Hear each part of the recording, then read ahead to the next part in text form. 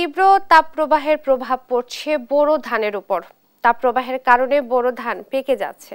এ বিষয়ে জানাতে টাঙ্গাইল থেকে যুক্ত হচ্ছেন সহকর্মী আতিক রহমান এবং সিরাজগঞ্জ থেকে যুক্ত হচ্ছেন সহকর্মী সাইম উদ্দিন। প্রথমেই যাচ্ছি টাঙ্গাইলে আতিকের কাছে। আতিক, বোরো ধানের ক্ষতির পরিমাণ সম্পর্কে আমাদেরকে একটু বিস্তারিত জানাবেন।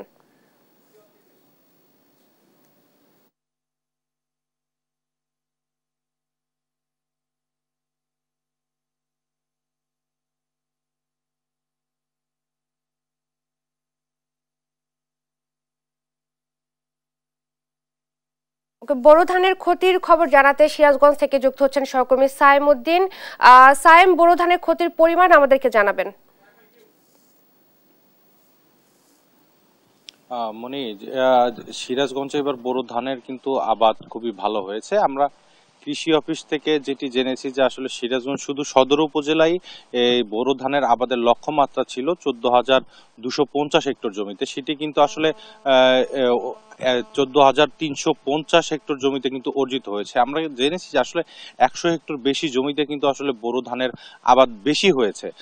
এছাড়াও আমরা বলতে পারি আসলে যে তাপপ্রবাহ, উচ্চ তাপপ্রবাহ যে চলমান রয়েছে, এই তাপপ্রবাহে কিন্তু আসলে খুব দ্রুততম সময়ের মধ্যে কিন্তু এই বোরো ধানগুলো পেকে যাচ্ছে, যার কারণে আসলে এই বোরো ধানগুলো কিন্তু সময়ের আগেই কিন্তু পেকে যাবার কারণে আসলে সেগুলো কেটে ফেলতে হচ্ছে এবং কৃষকরা কিন্তু ঘরে তুলতে শুরু করেছেন।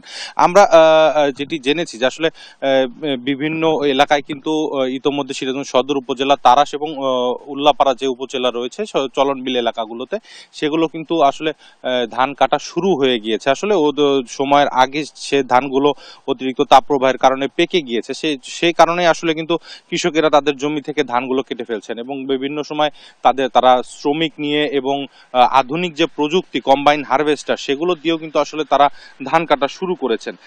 এছাড়া কিন্তু আমরা যে কৃষকের সাথে যে কথা বলেছি, তারা কিন্তু বলেছেন যে তারা যে ফেব্রুয়ারির প্রথম এবং দ্বিতীয় সপ্তাহে যে এই বোরো ধানের চারাগুলো যে রোপণ করেছে, সেগুলো কিন্তু এই বৃষ্টি এবং পরিবেশ আসলে আবহাওয়া ও প্রতিকূল না হয় কিন্তু আসলে এবার ফলন কিন্তু ভালো হয়েছে এবং যে লক্ষ্যমাত্রা ছিল সেটির চেয়ে কিন্তু বেশি অর্জিত হয়েছে। এছাড়া আমরা জেনেছি যে সিরাজগঞ্জ জেলায় কিন্তু এবার 1,41,550 হেক্টর জমিতে কিন্তু লক্ষ্যমাত্রা ছিল এই বোরো ধানের আবাদের, সেটি কিন্তু আসলে ছাড়িয়ে গিয়েছে। অর্জিত হয়েছে এবার 1,41,775 হেক্টর জমি।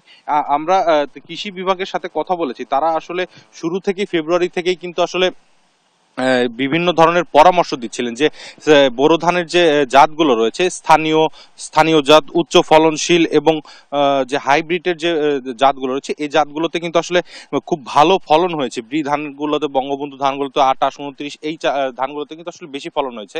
এর জন্য আসলে কৃষকের মুখে কিন্তু হাসি ফুটেছে এবং তারা কিন্তু দ্রুততম সময়ের মধ্যে কিন্তু আসলে তারা সেই ধানগুলো কেটে ঘরে তুলতে পেরেছেন। এছাড়া আমরা কৃষি বিভাগ থেকে সর্বশেষ যেটি জেনেছি যে আসলে সরকার থেকে যে নির্ধারিত একটি দাম রয়েছে 1280 টাকা, সেই 1280 টাকা দরেই কিন্তু আসলে আগামী যে মাস থেকে ধান কাটার যে মৌসুমটা সেটি কিন্তু শেষ হলে কিন্তু খাদ্য বিভাগ থেকে এই ধানগুলো কিন্তু কৃষকরা কিনে নিবে।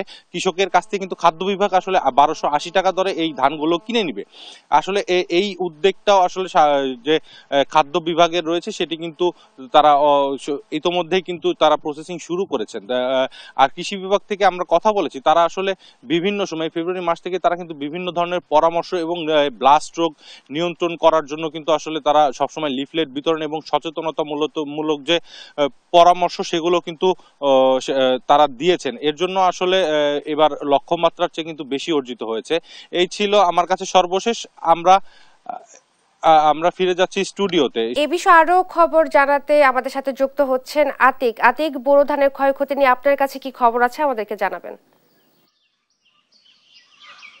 ধন্যবাদ ইসরাত। আপনি জানেন যে টাঙ্গাইলেও কিন্তু ব্যাপক পরিমাণ এই বোরো ধানের ফসল অতিরিক্ত গরমের কারণে এবং রোদের তাপমাত্রার কারণে কিন্তু অনেক ক্ষতি হয়েছে এবং আপনি বিশেষ করে এই পুরো মাস জুড়ে যে তাপদাহ এবং বোরো ধানের কিন্তু অনেকটাই যে পরিমাণ উৎপাদন হওয়ার কথা ছিল, সেই পরিমাণ কিন্তু উৎপাদন এই তারিখে অনেকটাই কম হবে বলে মনে করছেন কৃষকরা এবং তারা বলছেন যে অতিরিক্ত গরম এবং তাপদাহের কারণে ফসল কিন্তু ধান অনেকটাই কিন্তু চিটা হবে এবং অতিরিক্ত আসলে এই গরমের কারণে এখন যে বোরো ধানের যে শ্রমিক অর্থাৎ ধান কাটার যে শ্রমিক তাদেরও কিন্তু অনেকটাই পাওয়া যাচ্ছে না, এবং তারা কিন্তু এই অতিরিক্ত তাপের কারণে তারা কিন্তু যে ক্ষেতের জমির থেকে যে ধান কাটবেন সেটিও কিন্তু আসলে তারা সাহস পাচ্ছেন না, কারণ এত পরিমাণ আসলে তাপ, এবং একদিকে যেরকম তাপ এবং বাতাসের যে পরিমাণ তাপের যে যে পরিমাণ গরম, এই এই গরমে কিন্তু অনেকটাই যারা ধান কাটার শ্রমিক তারা কিন্তু অনেকটাই সাহস পাচ্ছেন না, এবং বিশেষ করে একদিকে গরম এবং